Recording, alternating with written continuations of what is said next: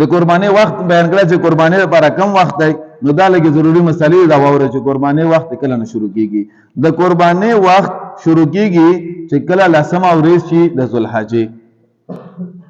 مثال کے طور پر ذوالحجې لسمه ورځ د اتوار پر ورځ راغله مثال نو اتوار پر ورځ باندې چې کله صبح صادق وشي یعنی صبحی مونږ ټیم داخل شي صبحی مونږ ټیم تقریبا په کم سالور یا شلکم سالور داسې غالبا داخليږي ماته اوسې ټیم نه یاد نه د ټیم نه وخت یعنی صبحی مونږ ټیم چې داخل شي د ټیم نه شروع شي خو لیکن خبره دا چې کم ځای کې عیدګاه کیږي نو هغه ځای کې وي چې کله د عیدګاه منځ وشي د عیدګاه د منځ نه بعد قرباني کوي د عیدګاه د منځ نه مخکې بیا یو خلکو لپاره قرباني جایز نه خو کم خلک داسې وي چې هغه په کلو کې داسې کلو کې اوسېږي چې هلته جمعې منځونه نه کېږي هلته د اختر منځونه نه کېږي بعضې علاقې داسې وي چې په غرونو کې چېرته یو کور دوه کوره وي او جومات ورسره سره نږدې وي نه لکه په تیرا کې بعضې ځایونو کې نو هغو خلکو باندې بیا د اختر منځ هم واجب نه او په هغو خلکو جمعې منځ هم نشته او همداسې ماسپښین منځ کوي نو هلته چې صبحي منځ وشي بیا راوخېږي به دغه خلک قرباني کولی شي که اختر جمع شوي وي او که نه وي شوي افضل ورځ پکې پلانې ورځ ده چې په پلانې ورځ باندې قرباني وشي بیا دویمه ورځ بهتره ده او بیا پسې دریمه ورځ بهتره د بله یو مسلې لیکلې ده چې مستحب عمل دا دی چې کم کس قرباني واخلي او قرباني پې لازم وي نو په کار دا چې دا قرباني په خپله باندې ذبحه کړي په خپله قرباني ذبحه کړي او که بیا یو سړی په خپله باندې قرباني ذبحه کولی نه شي طریقه یې صحیح نه وي زده نو بل چا باندې ذبحه کړي خو چې دا کم کس قرباني ده دا به ورته ودرېږي خامخا یعنی مستحب خبره ده چې ته ودرېږي که ونه درېدو قرباني وشوله لازم نه ده خو په کار دا ښه خبره ده چې کم ټیم کې قرباني کېږي چې دا ورته په خپله باندې هلته ولاړ وي د بلې یو مسله یې لیکلې ده چې قرباني د ورځې په ټیم کې کول مستحب عمل دی د شپې په ټیم کې قرباني کول مکروه دي مثال کے طور پر پلانې ورځ باندې دوه درې څاروي ورکا په پلانې ورځ باندې یو ذبحه کړلو دویم د ماښام نه پس ذبحه کوي نو جایز ده خو لیکن مکروه عمل دی او کراهت یې څه وجه نه کراهت د دې وجه نه چونکې تیاره وي شپه وي نو هسې نه چې بعضې رګونه غلط کاټ کې یا سره بعضې رګونه پاتې نه شي نو قرباني دې خرابه نه شي په دا وجه باندې لیکلي دي چې ورځې په ټیم کې کول پکار دي البته نن سبا چونکې سولر سیسټم وي رڼاګانې شته نو که شپې مثال کے طور پر رڼا سیسټم وي نو بیا پکې هېڅ کراهت نشته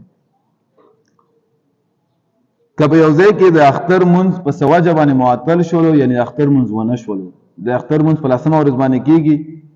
خو لیکن څه داسې عذر راغلو څه مسله داسې راغله چې د اختر منځ ونه شولو نو بیا قرباني کله کوي بیا قرباني نن سبا ټیم کې د 12 بجو نه بعد کوي یعنی 12 بجو نه بعد بیا که اختر منځ ونه شي هم پروا نشته 12 بجو نه بعد د قرباني ټیم دی پر بیا جایز دی قرباني د 12 بجو نه بعد وکړي د اختر منځ بیا سبا وکړي خبره نشته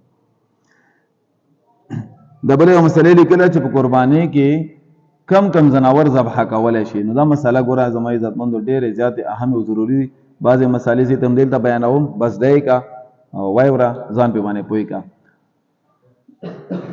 په قرباني کې اوښ او اوښه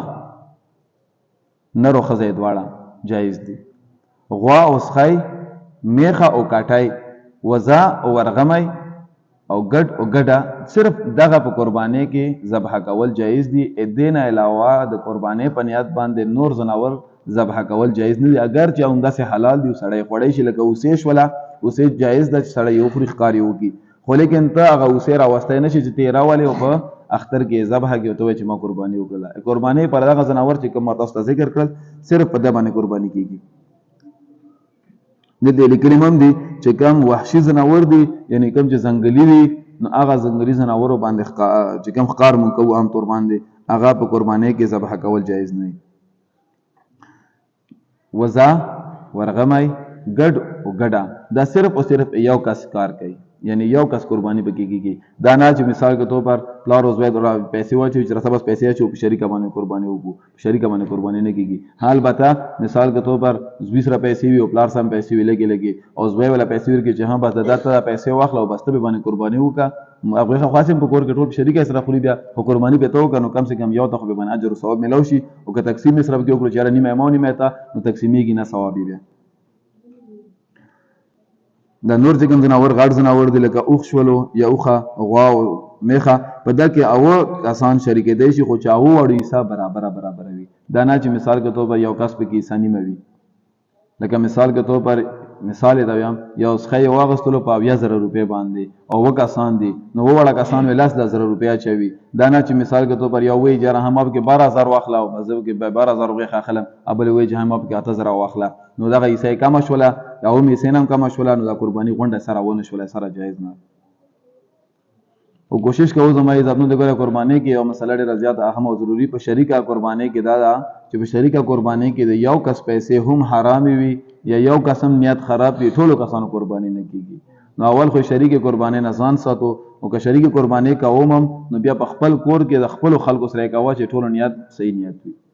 کچیرته یو کس نیت پکې غوښه نیت شولو چې مړه زم وړه غوښه خاصم شته خراشه و حساب کې ونه چې غټه غوښه هم پکې راشي نو یو نیت غټه غوښه وکړلو بعد ته قرباني خراب شول او نور شپږو کسانې فری کې خراب کړل ټکه اجر ثواب ته ملاو نه شول نو دی وجنه زمای عزتمندو کوشش کوو چې قرباني چې شریکه کوو نیکانو خلکو سره کوو چې هغه نیتونه تاسو ته معلوم چې نیکان خلک دي اسی چټي خلکو سره ما کوو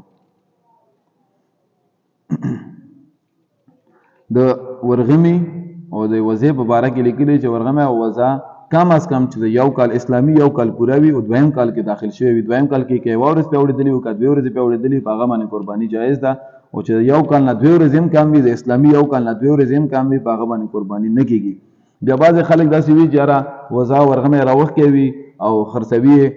چونکه موږ اسلامي خلک یو مسلمانان یو ټول او موږ په مسلمان باندې اعتماد دی که مثال کې تو پر منډیلا چا ورغمه راوخ کوي او سترګو اغستو او وی چې را د کال پورا دی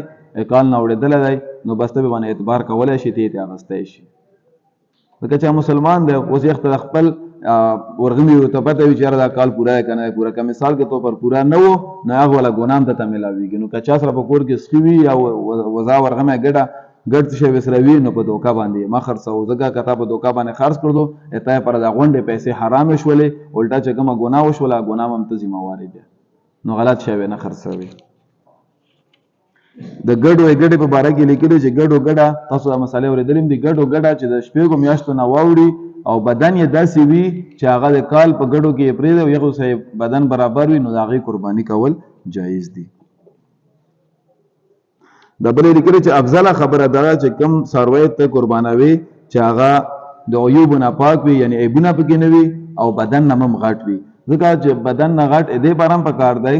حدیث مبارک کې راځي چې قیامت په ورځ باندې وي دغه څاروی چې کوم سړی ذبح کوي قرباني په پولیس رات باندې د مددگار جوړیږي نو چې صحیح څاروی خو سره وي بیا